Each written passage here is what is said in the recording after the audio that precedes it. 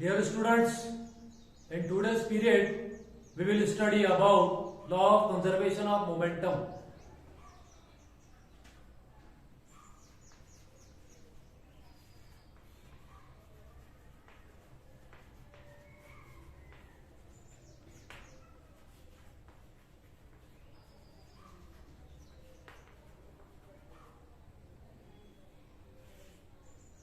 जिसको हिंदी में बकाया तवानाई का कानून कहते हैं।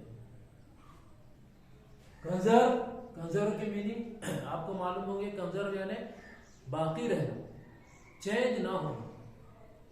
ठीक, तो मोमेंटम के रिगार्डिंग ये लॉ है, और ये लॉ क्या है ये हम समझेंगे। सबसे पहले इसको मैथमेटिकली देखेंगे और उसके बाद उसके जो पास्टुलेट्स है वो हम देखेंगे और साथ साथ उसके एग्जाम्पल भी देखेंगे।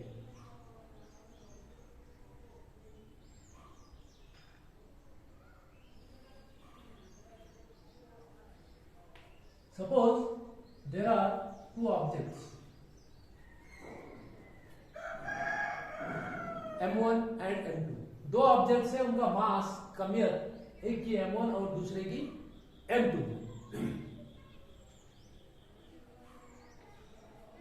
सपोज ये M1 मूव होकर आगे जाता है और ये M2 से टकराता है। ठीक है, इसकी इनिशियल वेलोसिटी u1 और m2 की इनिशियल वेलोसिटी u2 है सपोज। तो इनिशियल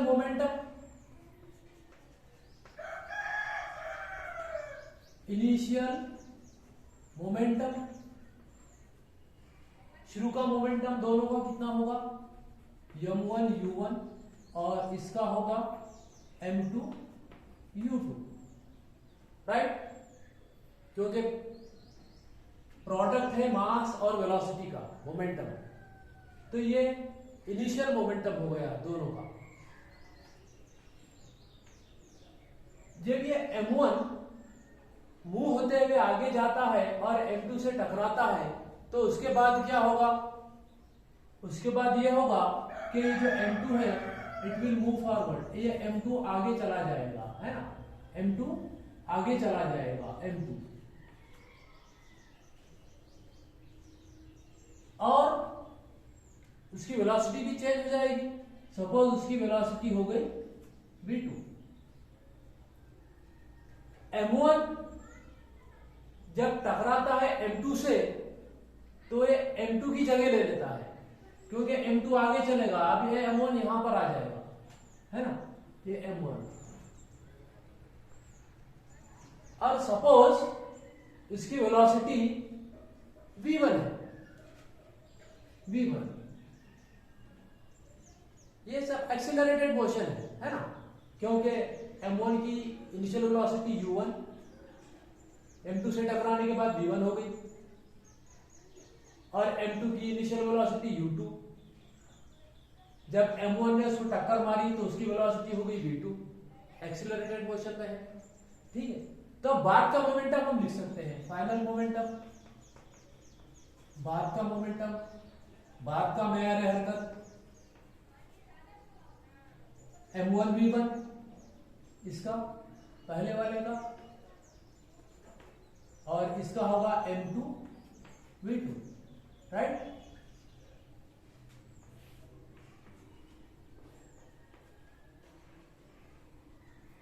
अब देखिए यहां पर देयर आर टू फोर्सेस, दो फोर्सेस है। कौन कौन से देखिए, m1 जब m2 से टक्कर मारता है तो रुक जाता है, वो m2 की जगह ले लेता है। m1 मूव होते हुआ और यहां रुक गए। कोई भी मूविंग ऑब्जेक्ट को रोकने के लिए फोर्स जरूरी है। यहां पर m1 यहां आकर रुका, इसका मतलब एक फोर्स ने उसको रोका। Let the force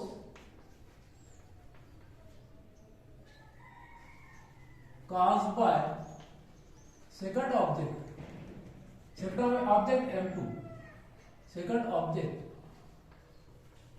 on first object is F1 है सर।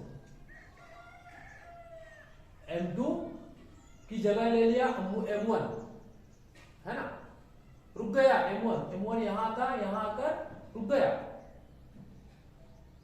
M2 की जगह ले लिया। यहां पर जो फोर्स एक्ट हुआ M2 के जरिए, सपोज वो F1 है, और M1 जब इसको टक्कर मारता है M2 को, इसका मतलब यह है कि M1 फोर्स लगा रहा है M2 पर, जिसकी वजह से वो आगे जा रहा है, isn't it? तो late force caused by M1 on M2 is F2. Let the force caused by first object यानी कि M1 on second object is F2. Second object M2. According to Newton's third law,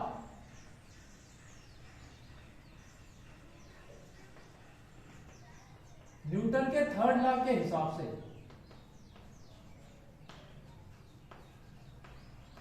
these two forces F1 and F2 will be equal. दो forces equal होते हैं हमेशा, action force और reaction force, और opposite होते हैं, ठीक है। F2 is equal to F1, लेकिन M2 ने जो फोर्स लगाया M1 पर और उसको रोक दिया, तो वो अपोजिट डायरेक्शन में है, इसलिए यहां लिखेंगे हम minus. Here minus sign indicate opposite force. अब देखिए, देयरफॉर F2 M2A2 लिखेंगे, M2A2 माइनस F1 M1A1। क्यों लिखा है इसे? क्योंकि F का फॉर्मूला क्या है, सिंस फोर्स का formula F is equal to MA, F2 के लिए M2A2, F1 के लिए M1A1।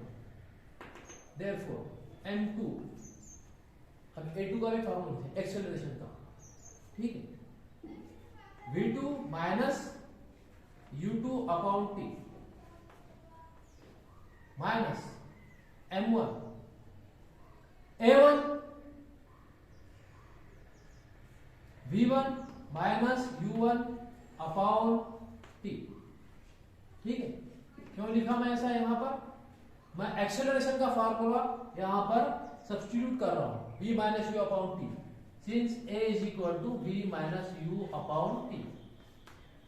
इसरा का formula A is equal to V minus U T है अपॉन T है, वो मैं यहां पर रिप्लेस कर रहा हूं, ठीक है। A की जगह है ना, A2 की जगह V2 minus U2 upon T, A1 की जगह V1 minus U1 upon T, right. अब देखिए, हम इसको क्या करेंगे, मल्टीप्लाई कर लेंगे, M2V2 minus M2U2 is equal to ये अपॉन T का अपॉन T,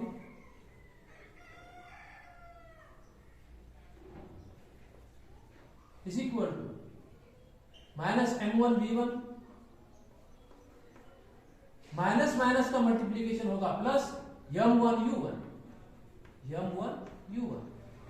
अपॉन T। अब ये दोनों के डिनोमिनेटर में T है, T से जब हम मल्टीप्लाई करेंगे तो कैंसिल हो जाएगा।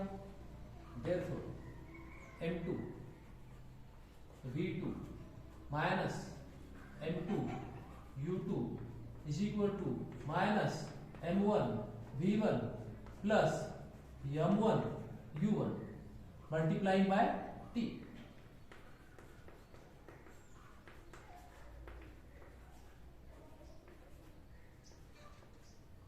T से जब हम मल्टीप्लाई करेंगे बोथ साइड्स T से, तो ये T कैंसिल हो जाएगा, दो भी साइड जब हम मल्टीप्लाई करेंगे, राइट। तो ये स्टेप तो आप अलजेब्रा ज्योमेट्री में देखते ही हैं। अब देखिए, हम पॉजिटिव वैल्यूज एक जगह और नेगेटिव वैल्यूज को दूसरी साइड लेकर पॉजिटिव कर लेंगे, राइट। माइनस M1V1 इधर जब आएगा लेफ्ट साइड M1V1 M2V2 जैसे का वैसा, क्योंकि इसकी साइड चेंज नहीं कर रहे हैं। M1U1 ये माइनस M2U2 राइट साइड में प्लस हो जाएगा प्लस M2U2। अब देखिए आप M1V1 और M2V2 क्या था, M1V1 और M2V2 ये फाइनल मोमेंटम था, लेकिन प्लस है तो total final momentum, magnitude of total final momentum, magnitude of total final momentum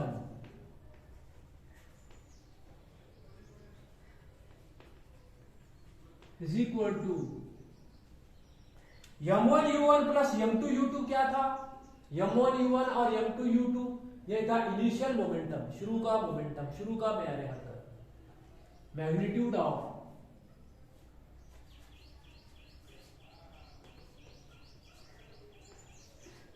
initial momentum, initial momentum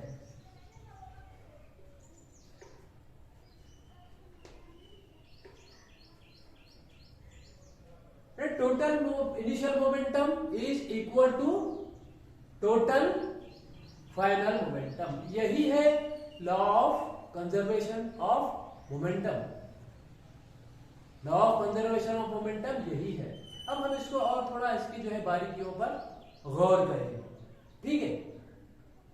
अब यह जो हमारा इक्वेशन आया कि total initial momentum is equal to total final momentum, ये बराबर होता है, लेकिन इसके लिए कंडीशन है, कब, when no external force acts on these two interacting bodies. अगर कोई दूसरी फोर्स, कुव्वत उन पर अमल नहीं कर रही है, एक्ट नहीं कर रही है, तब ये जो है मोमेंटम इनिशियल और फाइनल दोनों बराबर होंगे। This law or this statement is true for many objects। यहां पर हमने दो ऑब्जेक्ट लिए थे M1 और M2, उसकी जगह 3 हो, अगर 4 हो, अगर वो आपस में टकरा रहे हो तो उस वक्त भी टोटल इनिशियल मोमेंटम बराबर होगा टोटल फाइनल मोमेंटम के, ठीक है, समझ में आया। तो अब यहां पर मैं लॉ लिखता हूं, व्हेन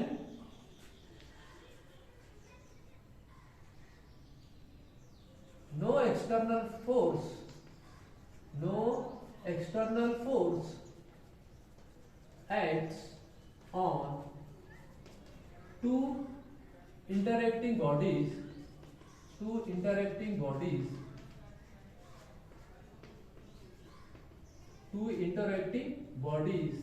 then, ठीक है, their total momentum is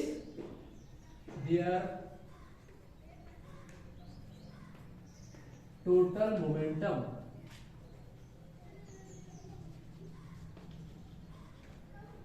is conserve, यानी बाकी रहता है, इट डज नॉट चेंज।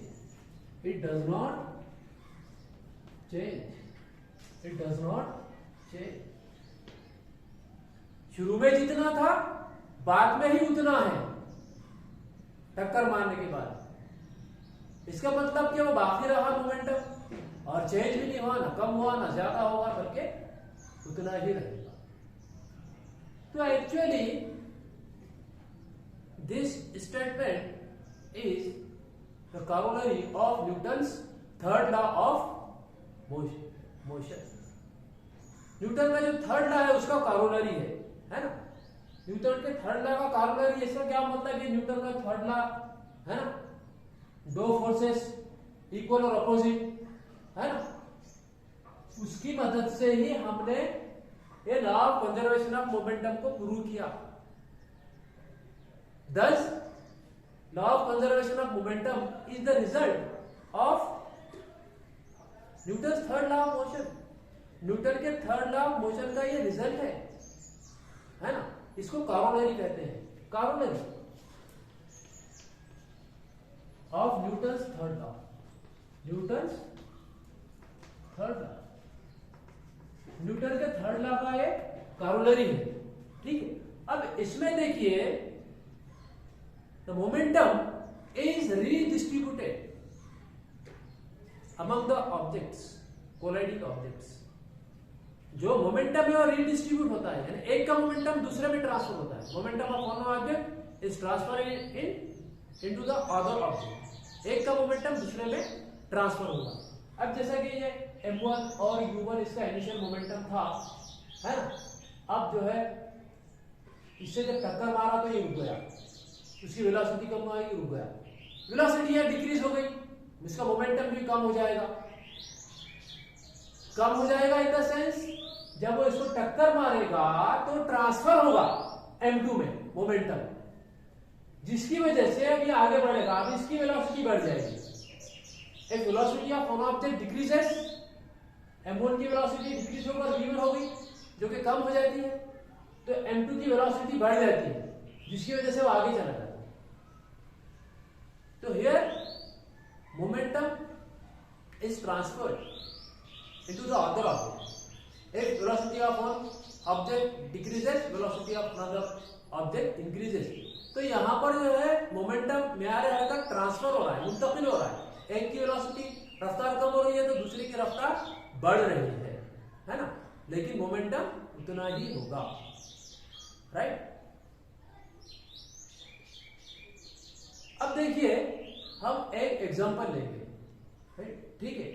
एक एग्जांपल लेंगे, उससे पहले और एक जो इसका स्टेटमेंट हम लिखेंगे कि when two objects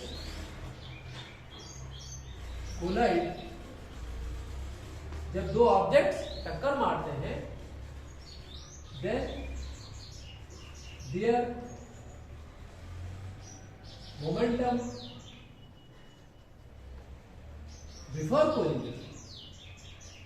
before collision is equal to the momentum after collision. यानी जब दो ऑब्जेक्ट कोलाइड होते हैं, टकराते हैं, तो उनका टकराने से पहले का मोमेंटम म्यारी हरकत टकराने के बाद के म्यारी हरकत के बराबर होगा, यानी ट्रांसफर होगा मोमेंटम, राइट। ठीक है, अब इसके एक एग्जांपल लेते हैं। Example, A bullet fire from a gun. एक गन फायर किया गया। Example, bullet fired from gun. ये बुलेट और गन, सपोज बुलेट का मास m1 है और गन का मास m2 है, और बुलेट का इनिशियल जो वेलोसिटी है, शुरू की वेलोसिटी वो 0 होगी एट रेस्ट। जब रेस्ट की हालत में होंगे बुलेट और गन, या गन रेस्ट की हालत में जब होगी, तो इनिशियल वेलोसिटी बुलेट की 0 और गन की भी 0। तो इनिशियल मोमेंटम शुरू का जो म्यारे हरकत है वो m1 u1 0 होगा और m2 u2 वो भी 0 होगा, क्योंकि दोनों की भी वेलोसिटी 0 है, इनिशियल वेलोसिटी। जब हम 0 से मल्टीप्लाई करेंगे उनके मासेस को, तो इनिशियल मोमेंटम दोनों का भी 0 होगा।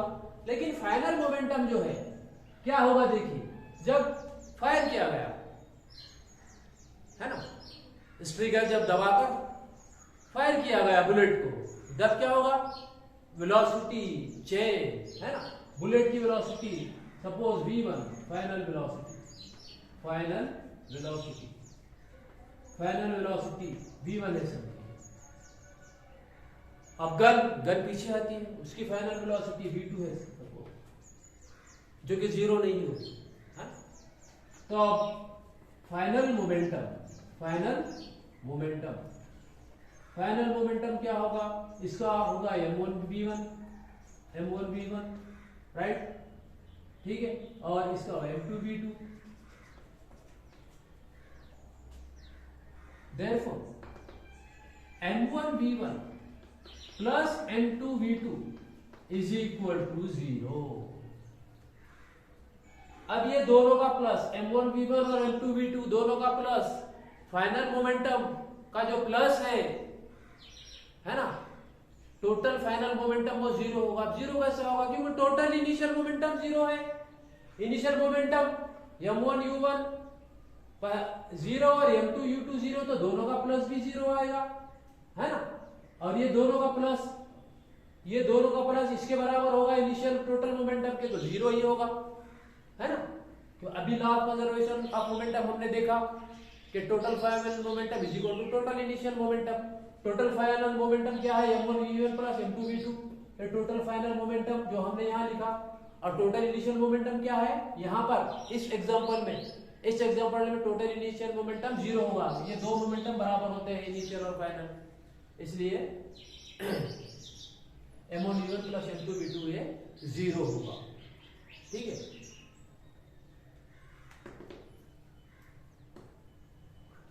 अब इसको हम ऐसा भी लिख सकते हैं कि m1v1 is equal to minus m2v2। Final momentum bullet का, ठीक है, और फाइनल मोमेंटम गन का, ये दोनों बराबर होंगे लेकिन अपोजिट डायरेक्शन में। यह माइनस साइन क्या इंडिकेट करती है, अपोजिट डायरेक्शन, राइट। अब देखिए यहां पर हम v2 भी मालूम कर सकते हैं, गन की velocity v2 is equal to m1 v1 by m2, और ये माइनस, तो ये जो v2 हो जाएगा minus m1 v1 upon m2। From this equation से it is clear that the final velocity of gun, ये जो निगेटिव है मतलब कम है, और अपोजिट डायरेक्शन, माइनस साइन क्या इंडिकेट करती है, अपोजिट डायरेक्शन। और v1 से कम है कैसा बोल सकते हैं, क्योंकि it is divided by m2। m1 v1 को हम डिवाइड कर रहे हैं m2 v2 से, ठीक है। m2 किसका मास है, गन का मास है, गन का मास ज्यादा होता है। m2 किसका मास है, गन का मास ज्यादा होता है। जब हम इसके प्रोडक्ट को भी जब हम डिवाइड करेंगे तो वैल्यू कम आएगी, किसकी, v2 की। इसका मतलब यह है कि अगर velocity of bullet increases, velocity v1 ज्यादा है, बुलेट की वेलोसिटी ज्यादा होती है ना। If velocity of one object increases, velocity of other object decreases. तो यहां पर बुलेट की वेलोसिटी अगर बढ़ रही है तो गन की वेलोसिटी कम होगी, है ना। लेकिन जब हम उसके मास को जब हम देखेंगे, दोनों के मास से मल्टीप्लाई करके जब देखेंगे, तो दोनों का मास से मल्टीप्लाई करके दोनों का मोमेंटम देखेंगे तो दोनों का मोमेंटम बराबर होगा। इसी तरह दोनों का टोटल इनिशियल मोमेंटम और दोनों का टोटल फाइनल मोमेंटम भी बराबर होगा, ठीक है। तो hope you have got today's concept. Write down the important parts in your notebook. In the next period, we will see some word problems. अगले पीरियड में हम कुछ वर्ड प्रॉब्लम्स देखेंगे।